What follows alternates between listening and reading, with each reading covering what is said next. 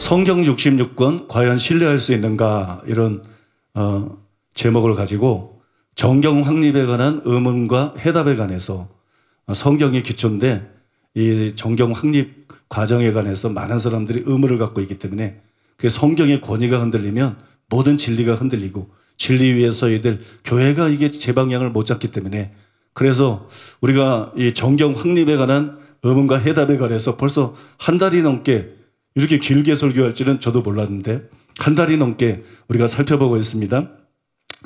첫 번째로 종교회의에서 결정한 정경을 어떻게 신뢰할 수 있는가, 그걸 말씀을 드렸고요. 두 번째로는 구약 39권은 과연 절대적인 권위를 가진 정경인가, 그걸 말씀을 드렸고, 세 번째로는 왜 카톨릭과 개신교에서 사용하는 정경이 다른가, 그걸 말씀을 드렸고, 네 번째로는 신약 27권은 과연 절대적인 권위를 가진 정경인가, 그걸 말씀을 드렸고, 마지막 다섯 번째로 미래에 정경이 추가로 저술될 가능성은 전혀 없는가, 그걸 살펴봤죠. 그죠? 그걸 살펴봤어요. 있습니까? 없습니까? 없죠. 없는데 그러면 왜 미래에는 정경이 추가로 더해질 가능성이 없느냐? 첫 번째로 성경은 구속사이기 때문이다, 그걸 말씀을 드렸어요. 저도 이 설교를 준비하면서 참 많이 배운 것 같아요. 성경은 구속사예요. 구속사인데, 그런데 구속의 역사가 끝났어요. 예수님이 오셔서 십자가에서 죽으시고 부활하심으로 말미암아 구속의 역사가 끝이 났어요. 따라서 성경 역시 완성이 되었고, 그래서 더 이상 추가될 수가 없습니다. 여기서 아주 사발적으로 중요한 교훈을 우리가 얻을 수가 있어요. 중요한 거는 선생님들이 가르칠 때 반복하잖아요. 그래서 이건 너무 중요한 내용이라서 그 내용은 좀 다시 한번 반복해서 설명을 하고, 오늘 또 설명해야 될 부분들을 연이어서 설명하도록 하겠습니다. 한국 교회는 외향적으로는 성경을 중히 여기는 것 같아요. 또 성경을 굉장히 사랑하는 것처럼 보입니다. 강해 설교와 제자 훈련, 큐티가 널리 퍼져 있고 인기가 있는 것을 볼 때 의문의 여지가 없어 보입니다. 그러나 우리는 성경을 강의하고 또 성경을 공부하고 성경을 묵상하기 전에 먼저 성경을 알아야 돼요. 성경이 어떤 책인지를 알아야 돼요. 성경을 펼치고 공부하기 전에, 연구하기 전에 먼저 이 성경책이 어떤 책인지, 이 성경책에 대해서 먼저 분명하게 알아야 돼요. 그럼 성경은 어떤 책이냐? 성경은 모든 하나님의 말씀, 모든 진리, 하나님이 행하신 모든 역사를 기록한 책이 아니에요. 성경은 모든 하나님의 말씀을 기록하지 않았습니다. 성경은 모든 진리를 기록하지도 않았습니다. 또 성경은 모든 하나님의 역사를 기록하지도 않았습니다. 성경은 구속사와 얽혀있고 구속사 중심으로 기록한 책이에요. 그래서 성경의 첫 번째 목적이 뭐냐? 바울이 지적한 것처럼 구원에 이르는 지혜를 알게 해주는 거예요. 이게 성경의 첫 번째 목적이에요. 즉 복음을 계시하는 거예요. 복음을 계시하는 거. 그 로마서 15장에서 바울이 말한 것도 그 구절에도 잘 나타나 있는데, 여러분 하나님께서 바울에게 복음을 계시한 거예요. 복음을 계시한 거. 성경의 첫 번째 목적은 복음을 계시하는 것입니다. 그러니 성경을 읽거나 성경을 공부하거나 성경을 강의하거나 묵상하는 사람들이 관심이 어때야 되느냐? 초점이 어때야 되느냐? 성경을 통해서 복음을 알기를 원해야 돼요. 구원에 이르는 지혜, 구원론에 관심을 가져야 돼요. 그리고 구원론을 제대로 깨닫고 구원받기를 원하는 것이 목사나 신학자나 설교들의 성경에 접근할 때 최고의 관심이 돼야 돼요. 그런데 구원론에 깊은 관심이 없이, 피상적인 관심은 있지만 구원론에 깊은 관심이 없이 그저 강해 설교 열심히 하고 그저 제자 훈련 열심히 하고 그저 큐티 열심히 하는 그런 교회들이 얼마나 많은가? 그런 선교단체들 또한 얼마나 많은가? 또 그런 여러분 신자들이 이 땅에 얼마나 많은가? 그게 여러분 심각한 문제라는 것이에요. 우리는 먼저 구원론에 관심을 가져야 됩니다. 구원론부터 바르게 알아야 돼요. 바르게 알고 바르게 선포해야 됩니다. 여러분 회개하라고, 행함 있는 산 믿음을 가지라고, 또 거듭나서 새 사람이 되라고 강하게 외쳐야 돼요.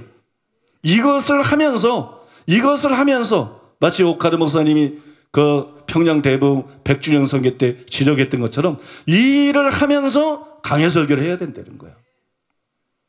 강해 설교가 무조건 나쁘다는 게 아니라 이 일을 하면서 강해 설교도 해야 되고 이 일을 하면서 제자 훈련도 해야 된다. 이 일을 하면서 큐티도 해야 된다는 거예요. 그래야 그게 진짜로 바른 것이라는 것입니다.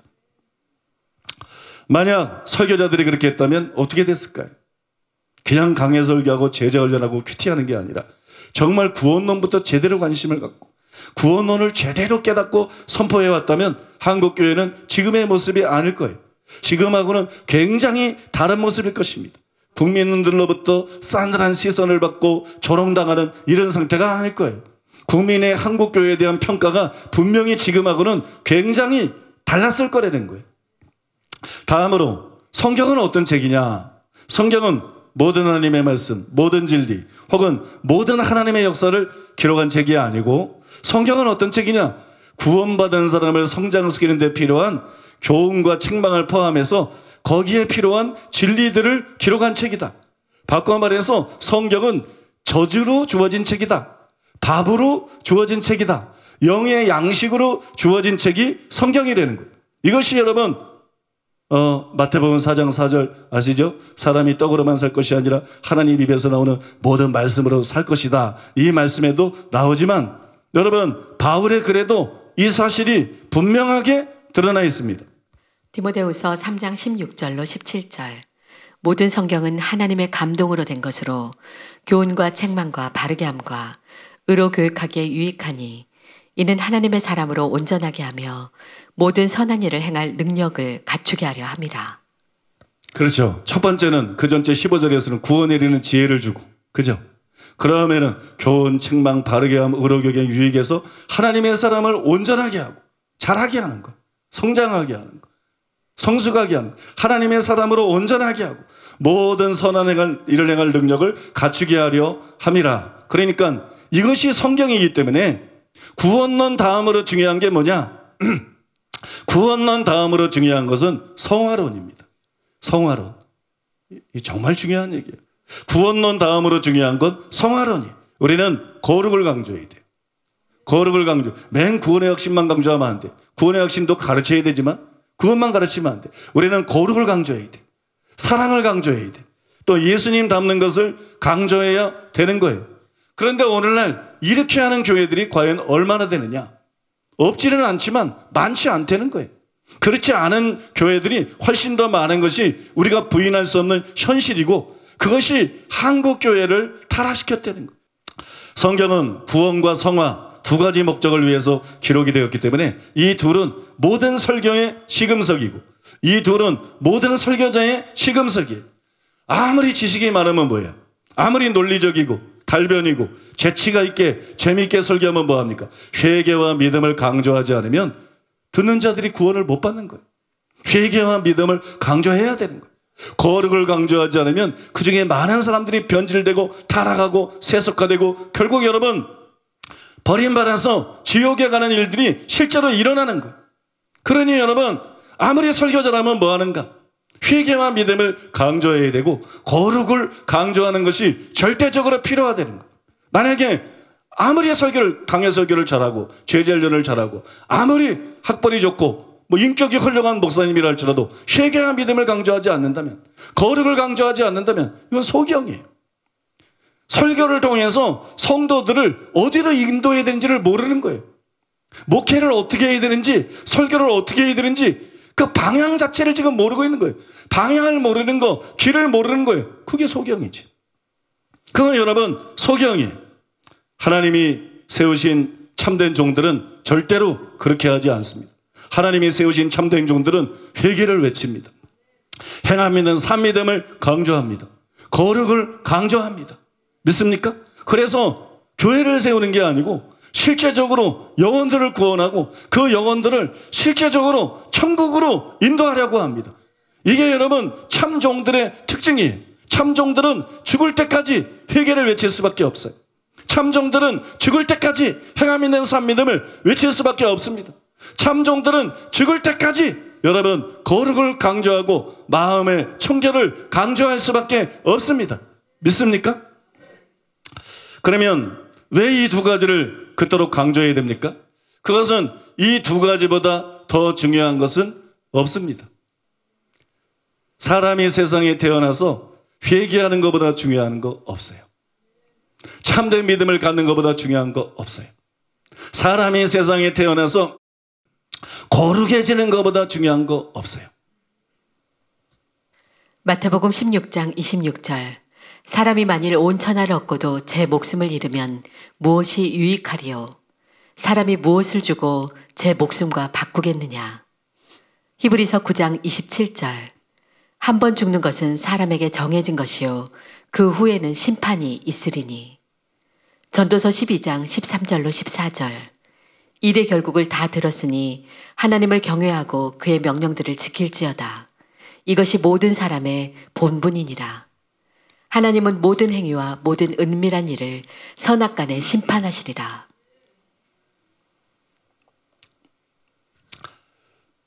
드라마를 보면 재벌들이 많이 나와요. 꼭 뭐 재벌 손자, 뭐 재벌 할아버지, 뭐 재벌 손녀, 그죠? 그 재벌들이 많이 나와요. 재벌 좋지요? 그죠? 재벌 좋아요. 돈 많은 거 좋지 않나요? 여러분 가난한 게 좋아요? 난 돈 많은 게 좋아요. 재벌 좋지요?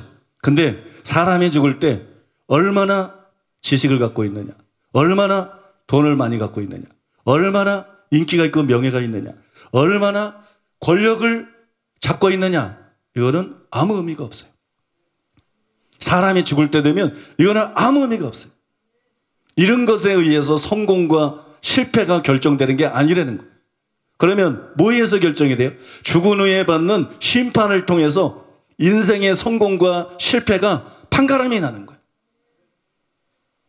여러분 아무리 잘생기고 늙으면 다 쭈그러들어.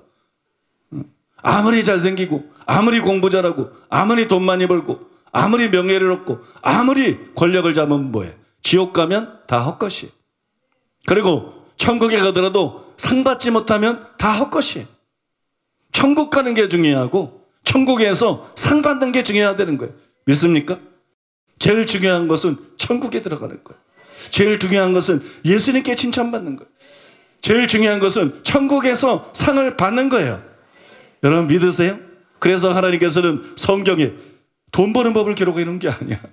성경에 인생에서 가장 중요한 두 가지, 천국에 들어갈 수 있게 하는 구원론과 천국에서 큰 자가 되게 할 수 있는 성화론을 핵심으로 성경에 기록한 거예요. 여러분 믿으십니까?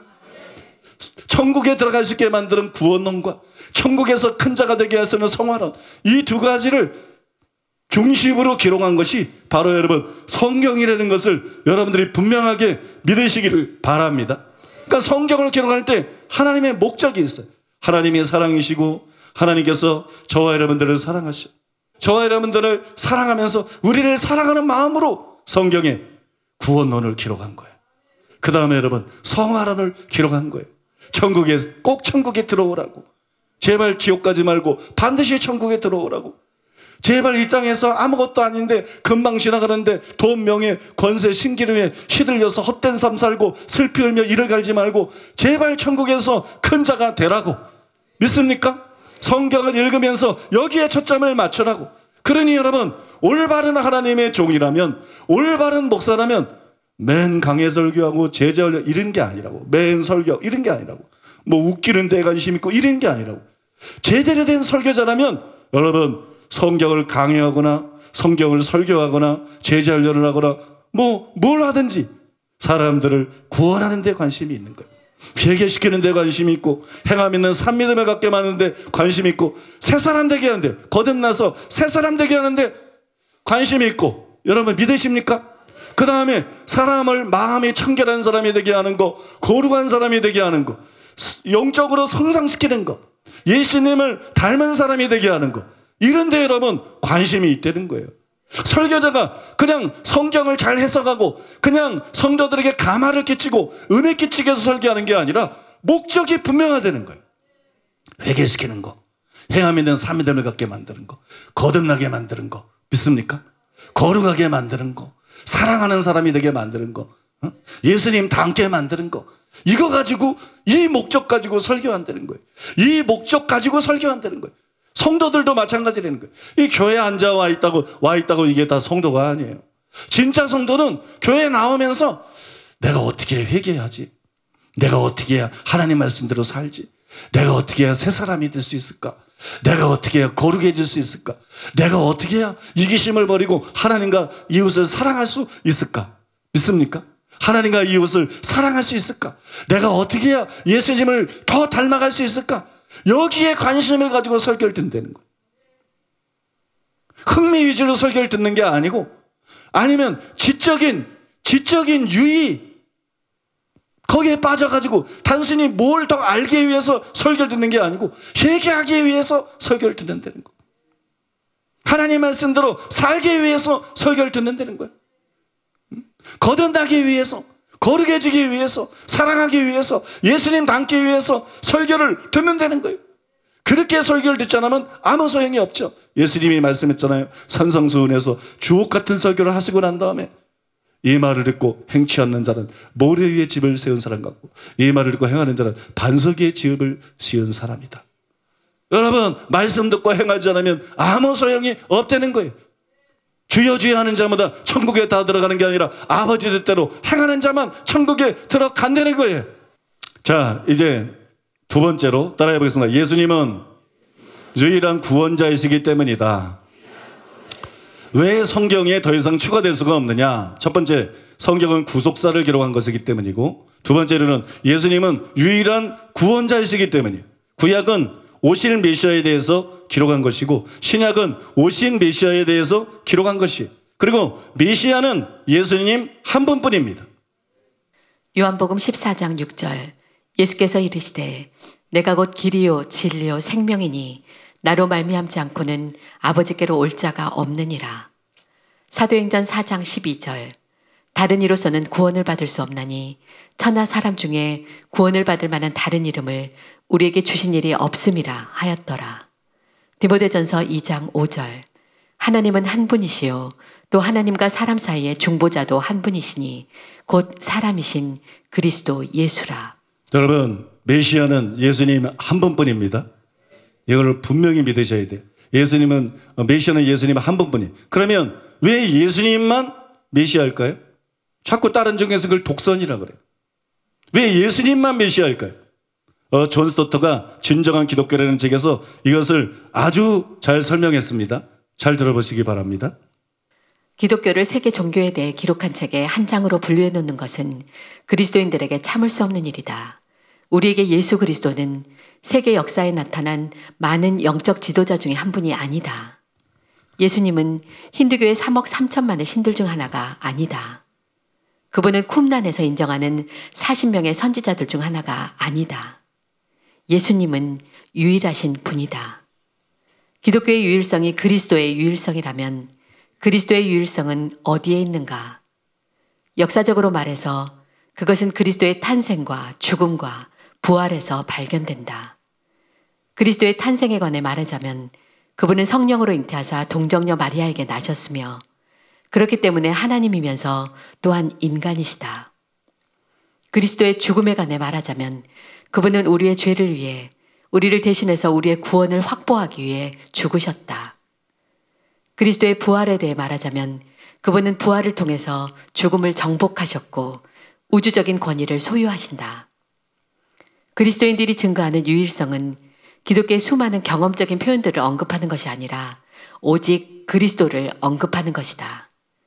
그리스도께는 동료도 경쟁자도 후계자도 없다. 그리고 그리스도의 유일성은 성육신, 구속, 부활과 관련하여 가장 분명하게 드러난다. 그리스도는 유일하신 신인으로서 우리의 죄를 위해 죽으시고 자신의 인격과 사역의 진정함을 입증하기 위해 죽은 자 가운데서 다시 살아나셨다. 그리고 그리스도께서 세상의 구세주, 하나님과 인간 사이에 유일한 중보자가 될 자격을 갖추게 되는 것은 이러한 삼중적인 역사적 유일성 때문이다. 다른 어떤 사람도 이런 자격을 지니고 있지 않다. 잘 들으셨어요? 여러분, 이게 얼마나 깔끔한 설명인지 몰라요. 왜 예수님만이 메시아인가? 왜 예수님이 유일한 구원자인가? 그건 세 가지인데 예수님의 탄생 때문이다. 예수님의 죽음 때문이다. 예수님의 부활 때문이다. 예수님같이 탄생한 분이 없다. 동정녀 마리아에게 태어나셔서 하나님이시고 인간이시다. 하나님이 인간이 되신 것이다. 그냥 사람이 아니다. 하나님이시고 인간이시다. 그 다음에 동정녀 마리아에게 태어나셔서 죄가 없다. 역사상 유일하게 죄성이 없는 분, 오염되지 않은 분, 완전히 거룩한 분, 흠없고 점이 없어서 대속제물의 자격을 갖춘 분, 그분이 바로 예수님이시다. 그 다음에 예수님의 죽음, 누가 우리를 대속해서 죽었어요? 누가 우리의 모든 죄를 짊어지고 돌아가셨어요? 누가 우리의 죄 문제를 해결했어요? 예수님께서 십자가상에서 의로운 자라서 전 인류의 죄를 다 짊어지시고, 예수님은 사람이지만 예수님은 하나님이시기 때문에 그 가치가 다르기 때문에 전 인류의 죄를 다 짊어질 수 있어요. 전 인류의 죄를 다 짊어지시고 십자가상에서 완전한 속죄를 이루셨어요. 그리고 예수님은 부활하셨어요. 사망 권세를 깨뜨리고 부활하셨어요. 그래서 하나님이 예수님을 임금과 구주로 삼으셨어요. 예수님은 부활하심으로 우리에게 로마서 6장에 의하면 새 생명을 주시는 분, 성령을 주시고 우리를 거듭나게 하시는 분, 믿습니까? 우리의 죄를 용서할 뿐만 아니라 우리를 새롭게 하시는 분. 이게 여러분 기독교에서 말하는 구원이라고 믿습니까? 이 구원이 기독교에서 말하는 구원이, 예수님 아니면 이런 구원을 누가 줄 수 있는가? 또 예수님 같은 분이 어디에 있는가? 예수님 같은 분은 어디에도 없고 예수님 같은 분은 다시는 있을 수가 없는 거예요. 그러니까 이걸 여러분들이 기억하셔야 돼요. CCC의 빌 브라이트도 한 신도교인에게 복음을 전하다가 막 거친 항의에 직면했는데 이 논리를 가지고 그를 승복시켰어요. 왜 기독교에만 구원이 있다 그러느냐? 왜 예수님만 구원자라 그러느냐? 예수님의 탄생을 보면 답이 나오는 거예요. 예수님의 죽음을 생각하면 답이 나오는 거예요. 예수님의 부활을 생각하면 답이 나오는 거예요. 예수님의 탄생을 생각할 때, 예수님의 죽음을 생각할 때, 예수님의 부활을 생각할 때 오직 예수님만이 구원자이신 것이, 오직 예수님만이 인류의 희망이신 것이. 여러분 이걸 믿으십니까? 여러분 이걸 믿으시기 바랍니다.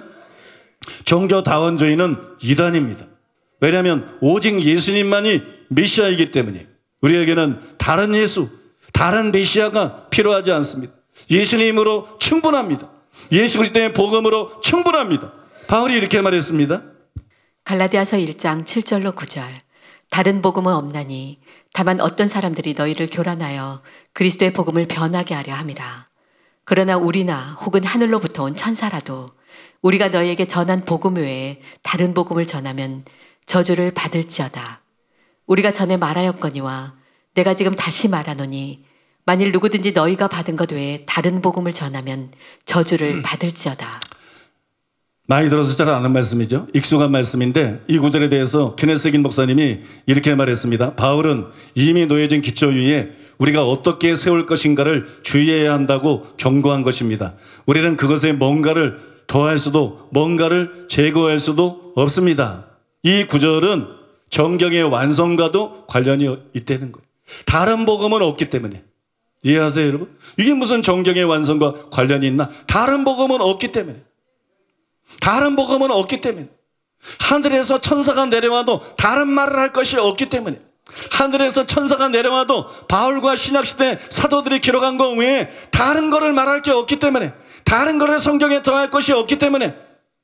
이게 안 그래 보이지만 실제로는 정경의 완성, 성경의 완성과 관련이 있는 말씀이에요. 예수님이 이렇게 말씀했어요. 마태복음 24장 14절. 이 천국 복음이 모든 민족에게 증언되기 위하여 온 세상에 전파되리니 그제야 끝이 오리라. 저는 이 구절 역시 정경의 완성과 관련이 있다고 봅니다. 예수님은 세상 끝날까지 천국 복음이 전파될 거라고 말씀했어요. 한 1000년 복음이 전파되다가 그 다음에 다른 복음이 전파되는 게 아니에요. 한 5000년 복음이 전파되다가 다른 복음이 전파되는 게 아니에요. 세상 끝날까지 변화가 없어요. 전파해야 될 내용에 변화가 없어요. 가르쳐야 될 내용에 변화가 없어요. 세상 끝날까지. 예수님이 이 말씀을 한 때로부터 세상 끝날까지 천국 복음이 전파됩니다. 여러분, 신약에 기록되어 있는 복음과 가르침이면 충분하다는 거예요. 그러므로 여러분, 이를 통해서 우리는 예수님과 사도들의 증언을 끝으로 성경이 완성되었고 더 이상은 추가되는 일이 없다. 그거를 분명히 알 수가 있다는 말입니다. 마지막 세 번째로 따라해 보겠습니다. 예수님과 사도들의 증언이 최종적인 것이기 때문이다. 제가 이 설교를 준비할 때 문득 히브리서 1장 1절에서 2절이 신약 성경, 신약 정경의 완성과 관련이 있다. 그런 생각이 들었어요. 어떤 구절인지 한번 보시기 바랍니다. 옛적의 선지자들을 통하여 여러 부분과 여러 모양으로 우리 조상들에게 말씀하신 하나님이 이 모든 날 마지막에는 아들을 통하여 우리에게 말씀하셨으니 이 아들을 만유의 상속자로 세우시고 또 그로 말미암아 모든 세계를 지으셨느니라. 이 모든 날 마지막에 아들을 통해서 말씀하셨다. 최종적인 말씀이라는 뜻이 여기 들어있는 거예요.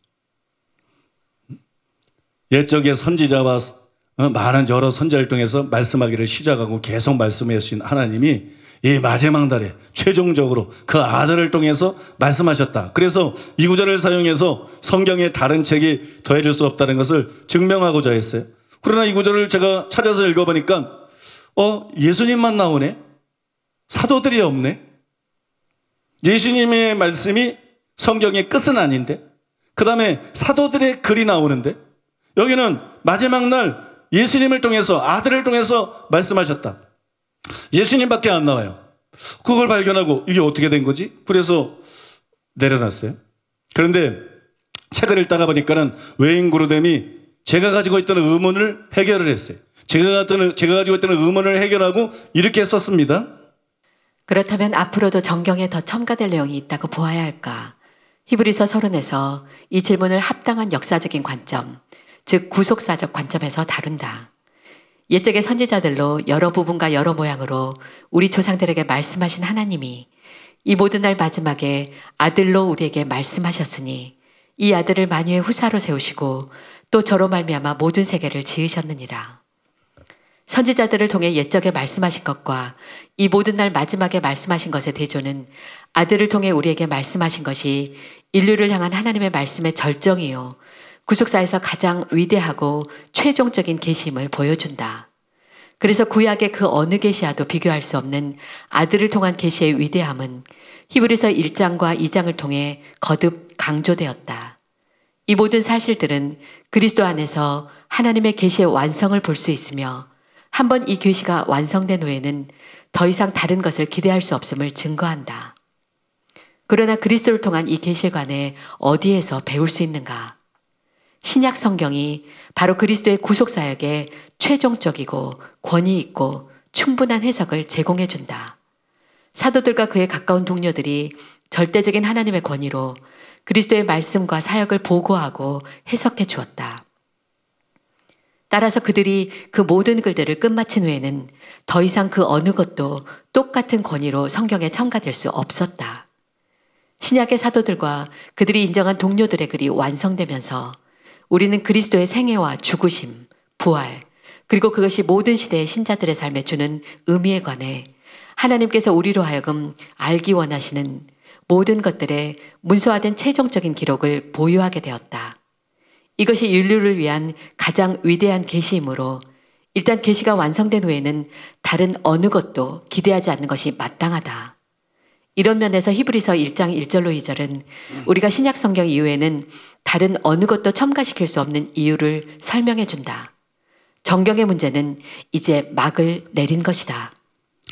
여러분 들어서 아시겠지만 그루뎀은 제게 걸림이 됐던 사도들에 관한 문제를 그리스도를 통한 이 계시에 관해 어디에서 배울 수가 있는가? 신약 성경이 바로 그리스도의 구속사역에 최종적이고 권위 있고 충분한 해석을 제공해 준다. 사도들과 그에 가까운 동료들이 절대적인 하나님의 권위로 하나님의 그리스도의 말씀과 사역을 보고하고 해석해 주었다. 이렇게 말함으로써 간단히 해결했어요. 하나님의 아들의 증언과 사도들의 증언을 한데 묶은 거예요. 하나님의 아들의 증언이 사복음서에 나오는 게 아니죠. 그죠? 여러분, 하나님의 아들의 증언과 사도들의 증언을 하나로 묶어서 이 문제를 해결했어요. 굉장히 기발하죠? 근데 이것이 단순히 기발한 게 아니에요. 성경적인 것이. 왜냐하면 히브리서 저자 자체가 1장에서 그리스도를 통해서 최종적으로 마지막 날 말씀하신 걸 하면서 2장에 가서는 그리스도의 증언과 사도들의 증언을 한데 묶습니다.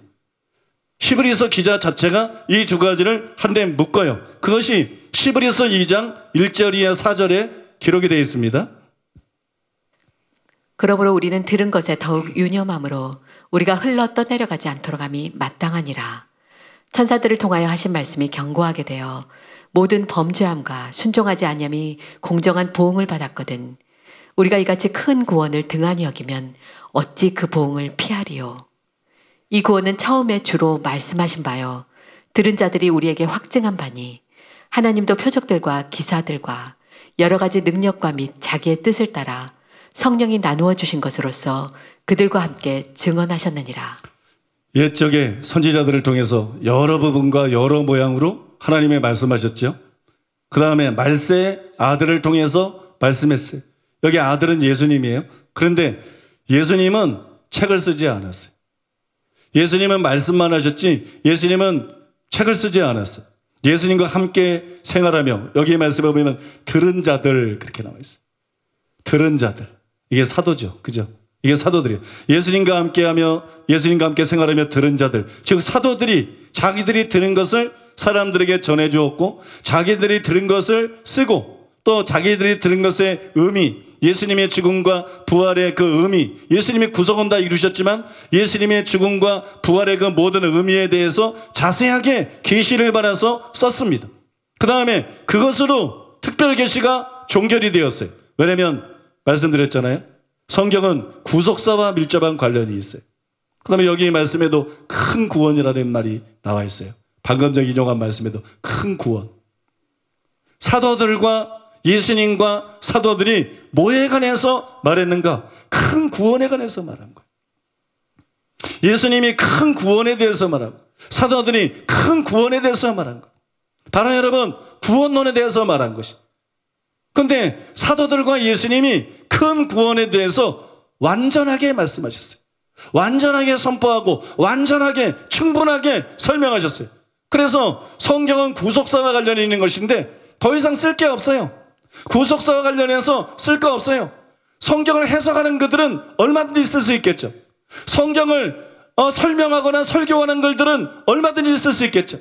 성경 말씀대로 살거나 기도하면서 체험한 간증들은 얼마든지 쓸 수 있겠죠. 그러나 큰 구원에 관해서는 더 이상 쓸 것이 없어요. 예수님과 사도들을 통해서 충분히 설명이 되었기 때문에 그래서 여러분 성경은 완성이 된 것입니다. 그래서 성경은 완성이 된 것이고 앞으로 시간이 아무리 많이 흘러도 성경에 뭐가 더해질 수는 없는 거예요. 성경으로 종결된 것이고 특별계시도 종결된 것이고 여러분 그 누구도 성경에 무언가를 더할 수가 없는 것입니다. 그리고 여러분 뺄 수도 없는 것입니다. 자유주의 신학자들은 자꾸 성경에서 뭔가를 뺄라 그러잖아요. 이단들은 자꾸 성경에다 뭔가를 더하려고 그래요. 그죠? 이단들은 자꾸 성경에서 뭔가를 더하려고 그래요. 그러면 여러분 자유주의 신학자들은 자꾸 성경에서 뭔가를 빼려고 그래요. 이단들만 이단이 아닌 걸 알아야 돼요. 자유주의 신학자들도 그중에 전체는 아니지만 일부나 상당수는 이단인 걸 알아야 돼요. 기독교의 근본 교리, 부분적인 어떤 다른 견해가 아니라 기독교의 근본 교리까지도 훼손하면서 부정하는 대표적으로 종교 다원주의 이거는 이단입니다. 예수님의 이름으로 말하지만 이거는 명백한 이단입니다. 믿습니까? 예, 결론을 말씀드리겠습니다. 유대인들은 정경인 구약 성경을 가지고 있었습니다. 우리는 구약과 신약을 갖고 있어요. 개신교는 구약과 신약을 성경으로 가지고 있고 유대인들은 정경인 구약 성경을 가지고 있었어요. 놀라운 사실은 그럼에도 불구하고 그들은 바른 믿음을 갖지 못했습니다. 성경에 아무 문제가 없어요. 창세기부터 말라기까지 순전한 하나님의 말씀이었어요. 그들은 그걸 정경으로 인정했어요. 그들은 그것을 읽었어요. 그들은 그것을 연구하고 가르쳤어요. 그런데도 그들은 바른 믿음을 갖지 못했어요. 여러분 이 사실이 예수님의 책망에 나타나 있습니다. 마가복음 7장 6절로 9절 13절 이사야가 너희 외식하는 자에 대하여 잘 예언하였도다. 기록하였으되 이 백성이 입술로는 나를 공경하되 마음은 내게서 멀도다. 사람의 계명으로 교훈을 삼아 가르치니 나를 헛되이 경배하는도다 하였느니라. 너희가 하나님의 계명은 버리고 사람의 전통을 지키느니라. 또 이르시되 너희가 너희 전통을 지키려고 하나님의 계명을 잘 저버리는도다. 너희가 전한 전통으로 하나님의 말씀을 폐하며 또 이 같은 일을 많이 행하느니라. 유대인들의 문제가 뭡니까? 사람의 전통을 하나님의 말씀으로 착각을 했다. 오늘날로 좀 바꿔보면 교리를 하나님의 말씀으로 착각을 했다. 어떤 교회의 전통을 하나님의 말씀으로 착각을 했다. 여러분, 우리는 사람의 전통이 아니라 하나님의 말씀에 집중해야 됩니다. 성경 자체에 집중해야 됩니다. 우리는 예수님이 뭐라고 말씀하시나, 바울이 뭐라고 말하나, 베드로가 뭐라고 말하나, 요한이 뭐라고 말하나, 거기에 관심을 가져야 돼. 믿습니까? 우리는 여러분 교리가 아니라 하나님 말씀을 믿어야 됩니다. 우리는 하나님 말씀에 기초해야 돼요. 이렇게 말하면 어떤 분들은 그러면 다음 성경 구절들은 어떻게 된 것입니까? 이렇게 물을 것이에요. 데살로니가후서 2장 15절. 그러므로 형제들아 굳건하게 서서 말로나 우리의 편지로 가르침을 받은 전통을 지키라. 데살로니가후서 3장 6절. 형제들아 우리 주 예수 그리스도의 이름으로 너희를 명하노니 게으르게 행하고 우리에게서 받은 전통대로 행하지 아니하는 모든 형제에게서 떠나라. 우리는 사람의 계명인 전통이 아니고 하나님 말씀에 입각해서 신앙생활을 해야 되는데, 근데 여러분 여기 지금 바울의 글에 보니까는 우리의 편지로 가르침을 받은 전통을 지키라 그랬어. 또 우리에게서 받은 전통대로 행하지 않는 모든 형제에게서 떠나라. 심지어 그렇게 말했어요. 이거 어떻게 이해해야 되죠? 마이클 호튼이 이에 대해서 이런 말을 했습니다. 이런 전통은 예수님이 비난했던 장로들의 전통과 다른 것이다. 왜 장로들의 전통과 다른가? 사도들은 선지자들과 동등했기 때문이다. 서기관과 바리새인들은, 랍비들은 성경을 기록했던 구약의 선지자들하고 동등한 사람들이 아니었어요. 그러나 사도들은 달라요. 사도들은 구약의 선지자들하고 동등한 사람들이에요.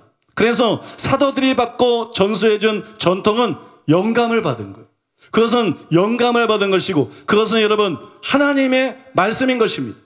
그래서 문자적으로는 서로 충돌이 되지만 실제로는 내용상으로는 전혀 모순이 없는 거예요. 그것은 유대인의 전통처럼 사람의 계명이 아니라 하나님의 계명이기 때문이에요.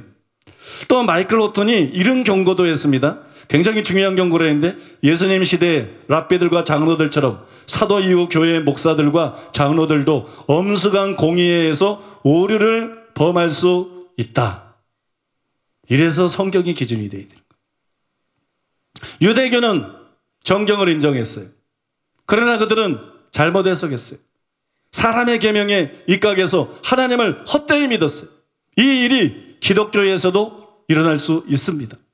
또 이 일이 기독교에서도 실제로 어느 정도 일어나고 있어요. 예수님 시대의 랍비들과 장로들처럼 사도 이후 교회의 목사들과 장로들도 엄숙한 공의에 의해서 오류를 범할 수 있다. 이게 여러분 저명한 신학자 중에 한 사람이 분명하게 지적하고 있는 내용이에요. 제가 볼 때 이 경고만큼 오늘날의 교회들에게 절실하게 필요한 것도 없습니다. 한국 교회는 성경의 정경성을 인정하는 데는 굉장히 발빠르고 철저합니다.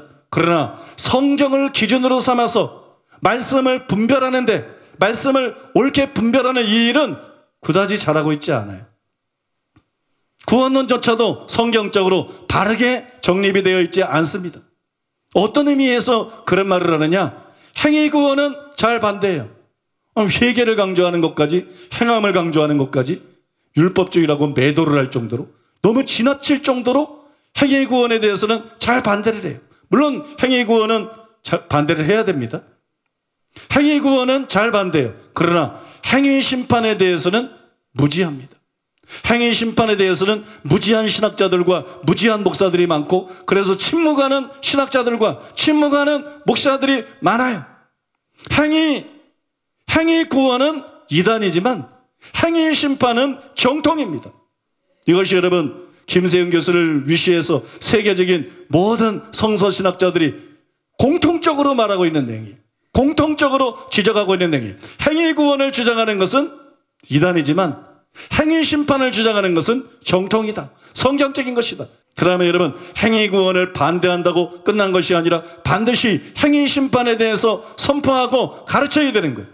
그러면 왜 이렇게 행위 심판에 대해서 무지하냐? 바울처럼 말씀으로 이렇게 분별하는 일을 제대로 하지 않았기 때문이에요. 더 구체적으로 말씀을 드리면 분별을 한다고 하지만 분별하는 신학자가 어디 있겠어요? 분별하는 목사가 어디 있겠어요? 분별하는 신자가 어디 있겠어요? 나름대로 분별한다고는 해요. 근데 기준이 베레아 사람들처럼 성경이 아니다. 성경을 기준으로 성경을 잣대로 분별해야 되는데 성경을 잣대로 분별하는 일을 하지 않았기 때문에 이런 일들이 일어나는 거예요. 여러분 최근에 어떤 분이 저에게 이런 말을 했어요. 목사님은 신학이 정립되어 있지 않습니다. 나보고 그랬어요. 목사님은 신학이 정립되어 있지 않습니다. 장로교도 아니고 감리교도 아니고 뭐 이것도 아니고 저것도 아니고 미안한 말이지만 목사님은 짬뽕입니다. 저한테 그런 말을 실제로 했어요. 제가 2번 그 말을 들었어요. 처음에는 약간 불쾌했어요. 그 다음에 내가 가만히 생각해보니까 야 저분의 말이 맞다. 저분의 말이 맞다. 그런 생각이 들었어요. 왜냐하면 저는 장로교가 기준이 아니에요. 저는 장로교가 기준이 아니에요. 저는 감리교도 기준이 아니에요. 저는 교단의 교리를 기준으로 삼은 일이 없어요. 주일학교 때부터. 나는 어렸을 때부터 장로교에서 신앙생활을 했기 때문에 나는 주일학교 때부터 여러분 교단의 교리를 기준 삼은 일이 없어요. 저는 주일학교 때부터 성경을 읽었습니다. 저는 주일학교 때부터 성경을 가지고 목사님의 설교를 분별했습니다. 반사님들의 설교를 분별했습니다. 성경은 아버지 뜻에 천국 간다 그러는데 성경은 버림받을까 봐 두려워하라 그러는데 성경은 방언, 예언, 병 고치는 거, 귀신 쫓는 거 부정적으로 말 안 하는데 말씀에 기초해야 되지만 당연히 그것도 예수님도 하셨고 바울도 했고 베드로도 했고 예수님도 또 그런 일을 복음 전파를 해서 하라고 말하고 근데 왜 저렇게 부정적으로만 얘기를 하지? 말씀하고 은사하고 양자택일이라 그러면 하나만 잡아야 되겠지만 성경이 말씀을 더 강조하고 있으면서 분명히 은사와 기적들을 강조하고 있는데 그걸 사모하라고 말하고 있는데 왜 이렇게 목사들이 꼬여있지? 왜 이렇게 선생님들은 뭔가에 세뇌가 돼 있지? 왜 내가 있는 성경하고 다른가? 이게 내가 주일학교 때 했던 생각들이. 저는 장로교에서 어려서부터 신앙생활을 했지만 저는 어려서부터 회개를 믿었어요. 저는 어려서부터 주일학교 때부터 행함 믿는 삶 믿음을 가져야 된다고 믿었어요. 저는 장로교 설교회 어릴 때 들은 것이 없지만 저는 어려서부터 구원받은 사람도 버림받으시다고 믿었어요. 저는 어려서부터 은사를 인정했어요. 제가 어렸을 때 다닌 교회는 목사님은 훌륭한 분이었지만 방언하는 사람은 내쫓는, 방언하는 사람은 금지하는, 그래서 기도 열심히 하는 권사님이나 성도님이 방언이 터지면 스스로 놀래서 입을 틀어막는 이런 교회에서 제가 설교를 정말 사모하는 마음으로 은혜를 받으면서 잘 들으면서 신앙생활을 했습니다. 그러나 저는 어려서부터 성경을 사랑했어요. 어려서부터 성경을 좋아했어요. 어려서부터 성경을 읽었어요. 왜 저렇게 말씀하시지? 성경과 다르네? 저의 생각은 다 성경에서 나온 거예요. 저의 생각은 성결교에서 나온 거 사실 아닙니다. 웨슬리에서 나온 거 아닙니다.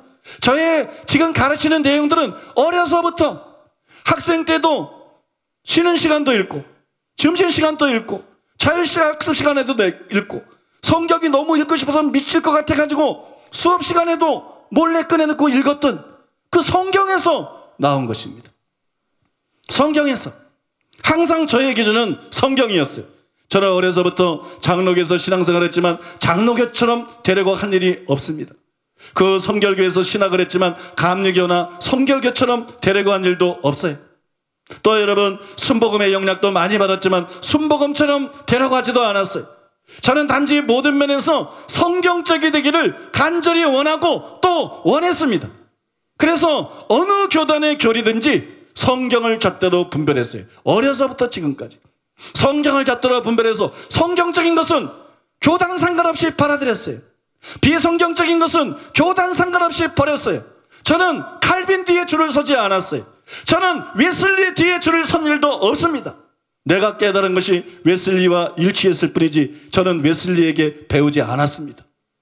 여러분, 저는 칼빈 뒤에 줄을 쓴 적도 없고 저는 웨슬리 뒤에 줄을 쓴 적도 없어요. 저는 성경을 기준으로 분별하고 성경적인 것은 받아들이고 비성경적인 것은 거부했습니다. 한두 해 그렇게 한 게 아니에요. 주일학교 때부터 지금까지 수십 년간을 40년 이상을 40몇 년을 그렇게 해왔어요. 이것이 차이를 만들어냈어요. 이것이 여러분 차이를 만들어냈어요. 그래서 여러분 장로교나 감리교나 순복음이나 어느 교단의 교리를 기준으로 해서 저를 보면 제가 이것도 아니고 저것도 아니고 짬뽕이 맞아요.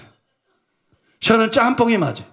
근데 그 짬뽕 안에는 성경적인 진리만 들어가 있는 짬뽕이에요. 그 짬뽕은 성경적인 짬뽕이에요. 사람들이 말하는 것처럼 어중이 떠중이가 아니라 실제로는 제가 완전하지는 않지만 굉장히 성경적입니다. 상대적으로 굉장히 성경적입니다. 끝으로 여러분들에게 한 말씀 하고 싶은 것이 있는데, 옳게 분별하지 못한 말씀, 즉 그릇 해석한 말씀은 말씀이 아닙니다. 말씀이 다 말씀이 아니다. 설교가 다 설교가 아니다. 이거 중요한 거예요.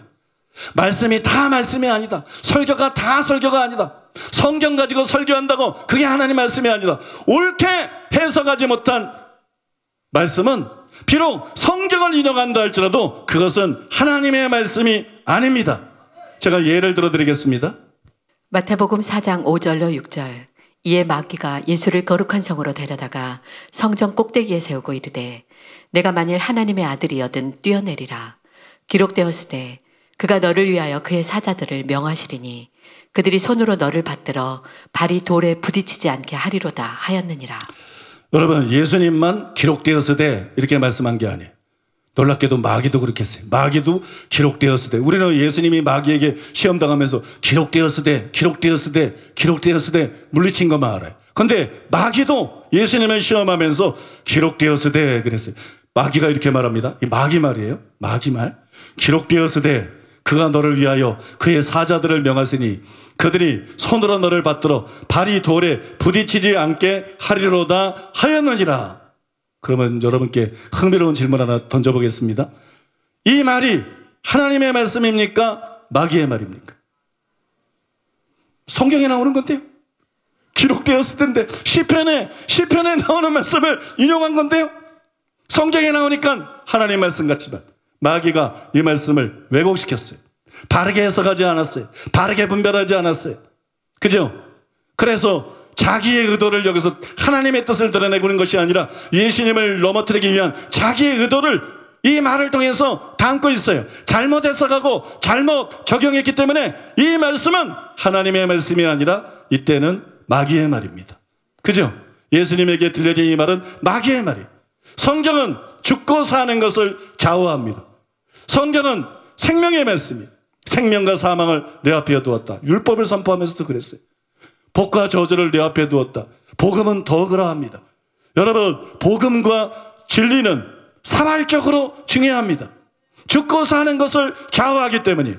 그래서 바울이 디모데에게 진지하게 이렇게 당부를 했어요. 디모데후서 2장 15절에 보니까는 너는 진리의 말씀을 옳게 분별하며 부끄러울 것이 없는 일꾼으로 인정된 자로 자신을 하나님 앞에 드리기를 힘써라. 너무 신학교에서 설교하는 법만 가르치고 있어요. 설교 잘하는 법, 강해 설교 잘하는 법, 제자 훈련 잘하는 법, 진리를 옳게 분별하는 방법을 가르쳐야 돼.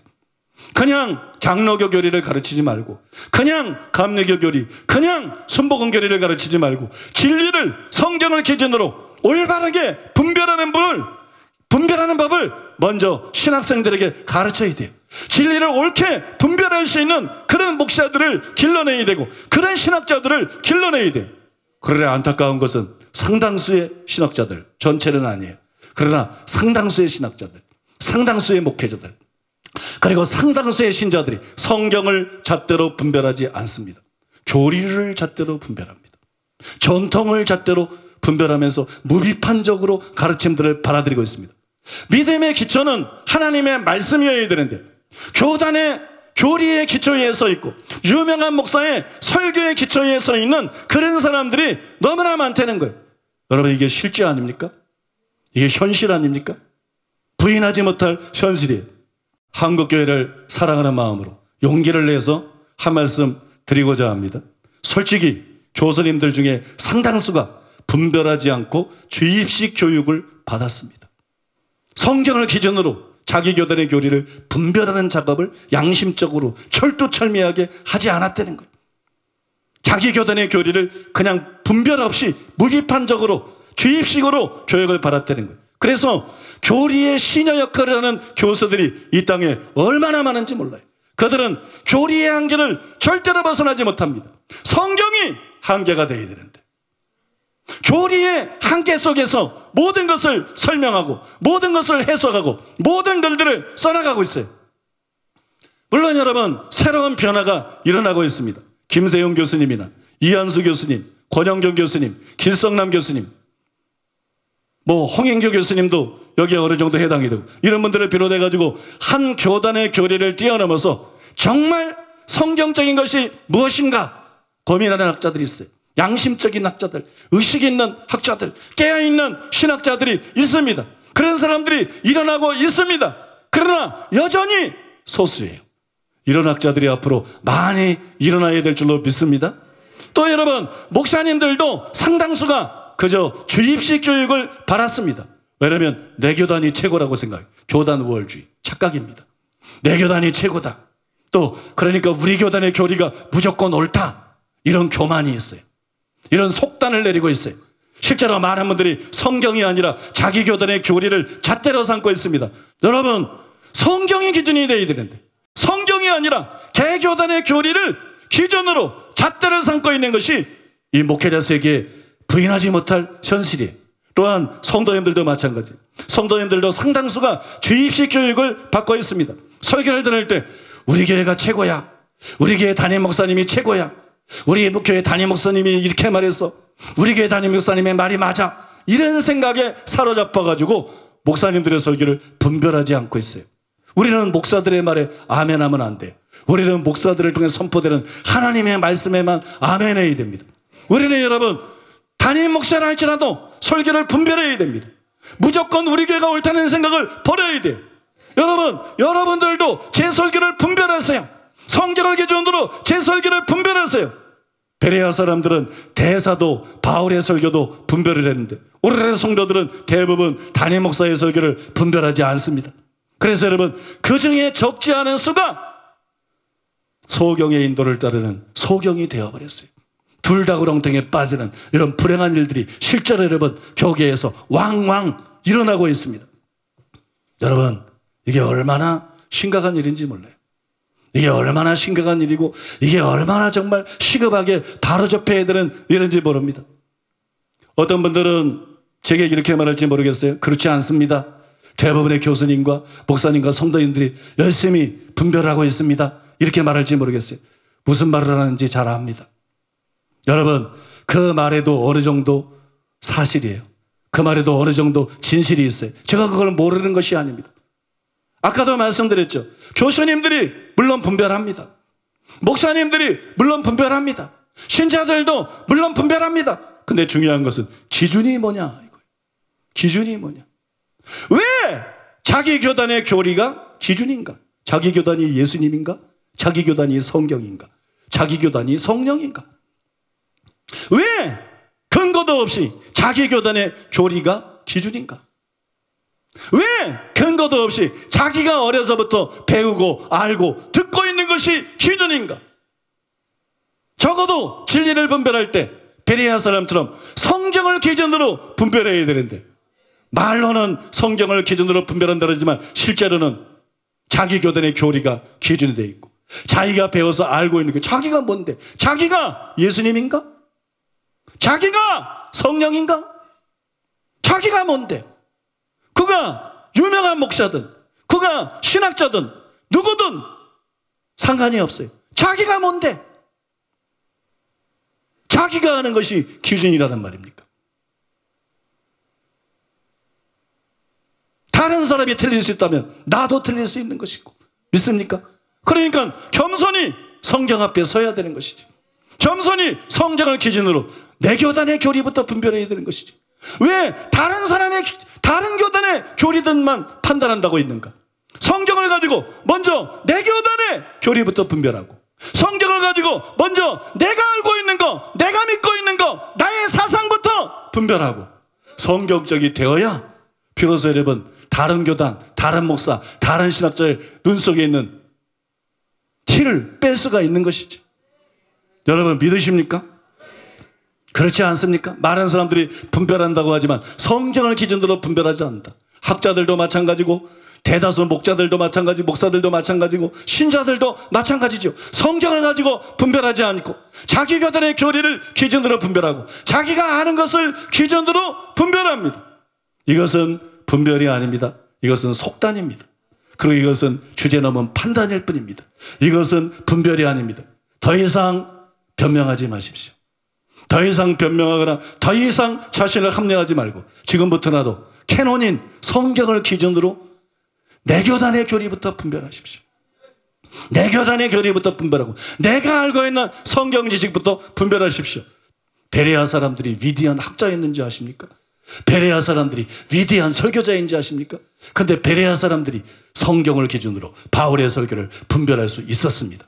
누구든지 겸손한 마음으로, 공정한 마음으로, 그 다음에 수용적인 열린 마음으로 자신의 잘못을 인정할 수 있는 마음으로 성경을 기준으로 분별하면 누구나 다 분별할 수 있습니다.